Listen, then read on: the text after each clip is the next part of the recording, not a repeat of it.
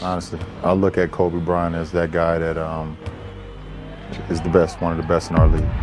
Every time when I'm not playing, if the Lakers on TV, I'm watching them. I'm watching him. I'm trying to learn from him and see how he may be attacking this certain team that he's playing. Because a lot of teams kind of play me the same way that they may play Kobe with double and triple teams and, making you have to facilitate to your teammates. Yes. So I definitely look at Kobe as that guy that, he's that guy. His preparation to win is as good as anybody's, ever. Many people confuse the fact that he wants to beat you scoring. Obviously, he's one of the great scorers in the history of the game. But Kobe will do whatever you ask him to do to win, whether it be play defense, rebound, pass. He just wants to win. Hey, Bryant! There it is! That is as good as it gets right there. One of the NBA's all-time greats. And the Black Mamba strikes again.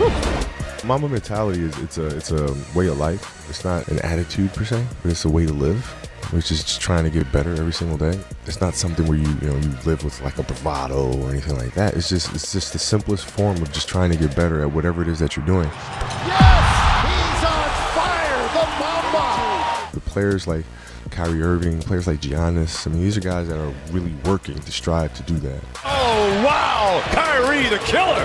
Antetokounmpo. Oh! The league is in good hands. And you see the improvements in their game from it. And that's all my mentality is. It's just trying to get better every single day. Kobe Bryant, one of the greatest players to play the game. He came into the locker room and we got beat pretty bad, and I don't think he liked the way we played. And he said, from now on out, when we play, I touch the ball every time down the court. Y'all are gonna learn what it's like to play with Kobe Bean Bryant. And I kind of looked at him and I was like, damn, he's dead serious. So we looked around and said, make sure this man touched the ball every time down the floor, and he deserves their respect, Fourth quarter starts. And Kobe said, you had a great game. Oh my God. Said, yo, you had a great game, young fella. But I'm looking like, bro. There's still another quarter. I swear I looked at the clock like, but I'm looking like, it's 12 minutes. What you talking about? What was that? You know what I'm saying? Like, you ain't said nothing the whole game. I've been talking shit. I done stole the ball. I'm hyped as hell. It's Kobe Bryant. He ain't said not one word to me. Great game, young fella. Locked in. The man come down. You remember he came shot fake, threw it off the glass, caught it, threw it to the corner. I'm like, bro, what you on? Like, bro, you been regular all game. Shot, get to the spot, shot fake, spin, pivot over here, spin back on the foot, drop it off the glass. I'm like, bro, what's going on? Then he pulled up from like 35 feet on some Steph Curry shit before Steph was doing that. He pulled up and laced it. I'm like, they called a timeout. Dan Tony looking at me. I'm like, bro, I'm like, bro, I guard everything, bro. The first few days, he would come out of the training room and he'd stick his head out and he would just watch what I was doing. He'd sit there for like 2 or 3 minutes and then he'd go back in the training room. He did that for about 4 or 5 days. And then like a week later, he finally texted me and said, hey, meet me at the gym. Meet me, I've told this story countless times. Meet me at the gym at 5. 5, I think it was like 5:45 or something like that. So I was like, okay, bet. I went to the gym that night.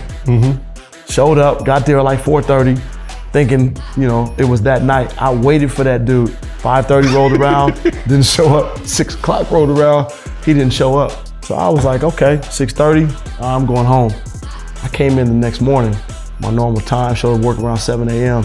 Man, that dude came out of the training room like, yo, mofo, cussing at me, F-bombs. Where was you at? And I was like, bro, I was here. You told me 5:45. He was like, man, I meant 5:45 this morning. I showed up the night before. And so I was just like, okay. Kobe meant everything to me. Kobe was... I see you light up. Yeah, Kobe was my Michael Jordan. Right. Kobe was, like I said, my family's from Inglewood. So I was brainwashed into being a Laker fan. So in 96, I was 7 years old. And knowing who Kobe was, getting drafted, Shaq just came over. Like, that was my childhood, you know, he was everything to my life, not just hoop. You know, I wanted to be him. I knew I wasn't just because I wasn't gonna be 6'6". I wasn't gonna be as big as him, but you know, he inspired me in so many different ways. And then when I was able to, you know, reach that level of, you know, one of the top guys in the NBA, I was able to build a relationship with Kobe. And it wasn't just no hoop relationship. It was an everyday, you know, lifestyle relationship in terms of if I was going through something, I can hit him and he was hitting me right back. You know, he meant everything to me. When I was able to build that friendship with him, it was crazy checking my phone and seeing a text from Kobe. Right. Like, it didn't make no sense because, you know, I looked up to him for so long. So, you know, when I got signed with the Pelicans and they were giving me jersey options and 24 was there, it was no brainer. Like, I wanted to do my part into paying some type of homage to my favorite player to ever play the game. So, like, everybody kind of panicked. So they thought, like, okay, Shaq fouled out. We got to move the ball. We got to get everybody involved. We got to play a different style of basketball. And so I think Kobe had missed, like, 3 shots in a row. He, like, took a couple bad shots, whatever, and he missed 3 shots in a row. So guys like, man, you got to move the ball. And then Phil was on him a little bit in the timeout. And then he came out, I think he might have scored, like, 12 straight or something. And then he hit that big shot, and he was like, I got this man, shit. Relax. Like, I got this. And after that series, then that's when You see the change. it was over. Yeah, it was over. Man, relax. I got it. And so, you know, the reporter asked Kobe, he's like, you know, your teammates say you don't trust them, you don't do. He said, how you feel about that? He said, well, I feel like I got a better chance of making a shot over 2 people than the guy that's wide open. You know what I'm saying? You know what I'm saying? So you got. But dead ass serious though. He's dead serious, bro. You know, so you know, I love him. Right? Listen, I love him. I think for me, man, when I got into the league, obviously Michael Jordan is my favorite player of all time. But for me, when I got into the league, Kobe Bryant was the bar. You know, he was the greatest player in the game to me before I got in the league, but definitely when I got there. I mean, he was someone, I think he was 24 years old at the time when I got in. He had 3 NBA championships already. You know what I mean? And when you want to talk about the swagger, oof. I mean, Kobe had it. But as a competitor, I knew that Kobe was the one for me that I had. If I wanted to be great, that I had to get on the level of Kobe Bryant.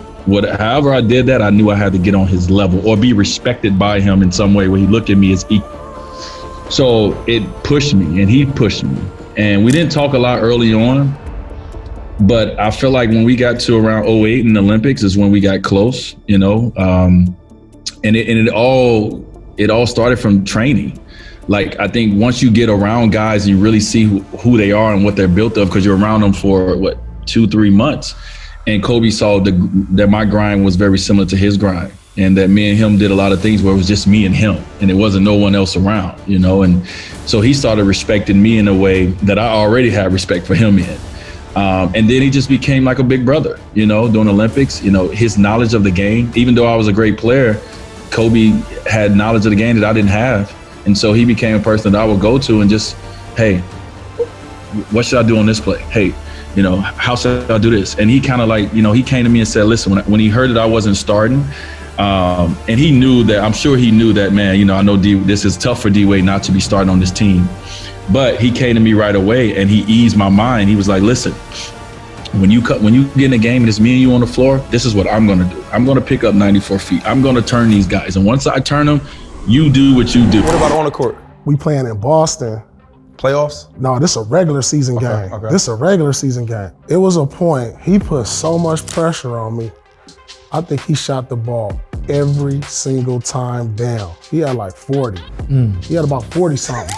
Every time down, that sound like Kobe. Every time I come down. I look at the stat sheet, he took 41 shots on me. Damn. I was like, personal. What you do? You know, like you ain't took 41 shots all year. He coming to Boston, took 41 shots on me. I was like, hold on, dog. He was trying to just take my head off. Like he was trying to go for 80. This before the championship? This is before the championship. I was gonna say, did it have anything to do with the commercial? No, this is before them years we was going back and forth in the finals. This is like earlier years. I can remember just standing up and I'm sitting there and I'm watching it, and as he's going up and down the court, he missed another shot. You know, he come down, he missed. I was like, damn, I don't want Kobe to go out. Like right. You know what I'm saying? That's all I kept saying to myself. I don't want him to go out this way. And then he got fouled. He goes to the free throw line, hits a couple of free throws, comes down, hits a jumper, and then he started rolling. Start heating up. Oh man, he started rolling. So, you know, taking him out in the second quarter, you know, I was like, I'm gonna play him a lot. You know, I said, but I got to give him a rest in this first half. Right. In the second half, I was like, you ain't coming out. You It's know, all so yeah, you gonna play the rest of this game. And I remember with 6 minutes left, I looked up, he had 40. I was like, damn. Right. You know, but he was on the bench. And T.O., when I mean he was laboring. He was hurting. But he wasn't gonna stop though. And I went to him and I said, all right, 6 more minutes left in this game. And it's just like it's only me and him. You know, player, I got my board, but it's really like me. Yeah. And I said, KB, you got 6 more minutes in that body of yours? Absolutely. You said that last 6 minutes, it was just you and him? Yeah. You just told us at the beginning of the show, when y'all start out, it was just you Just and me him. and him. It was you and you're him right. again. Me and him. That's just crazy. me and him. And it came full circle. Right. You know, 20 years later. It came full circle. And I'm looking at him and I said, you got 6 more minutes left in that body of yours? He said, absolutely. I'd like to share a lesson I learned from him. It was 2008. The Redeem team was formed. And we were in Vegas for the start of training camp, and we were getting ready for the Olympics in Beijing. We're going to head to Beijing. And I wanted to establish myself as a young leader on the team by waking up bright and early, day one. So the goal was to be the first one at breakfast. So I set my alarm. I make sure I'm up by sunrise. I get out of bed, I put on my gear, and I head downstairs. But when I get there, Kobe's already there, with ice packs on his knees, drenched in sweat. Now, it took me a minute to figure it out, but this guy wasn't only awake before me. He had already worked out.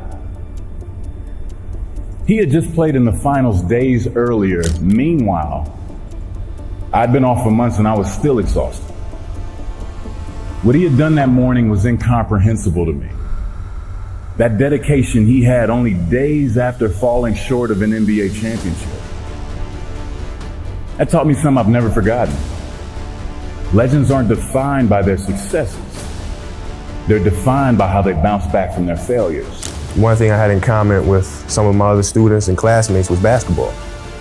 And unfortunately, because of the lack of communication with my peers, I wasn't invited to parties or friendly gatherings on the weekend. So on Fridays and Saturdays, I would go in my rec room with my basketball and basically dribble myself to sleep. And I think that was the best thing that could have ever happened to me, because during those lonely hours in the rec room, I discovered the hunger, the motivation, and the desire to be the best possible basketball player that I could be. And here I am today, giving an oral presentation in English class, not only in front of Mr. Rigby's camera, but the camera of Prism and ESPN. And I enjoy it. I enjoy all the attention, because it's a great feeling to know that you set a goal for yourself and you were able to reach that goal and to knock it down.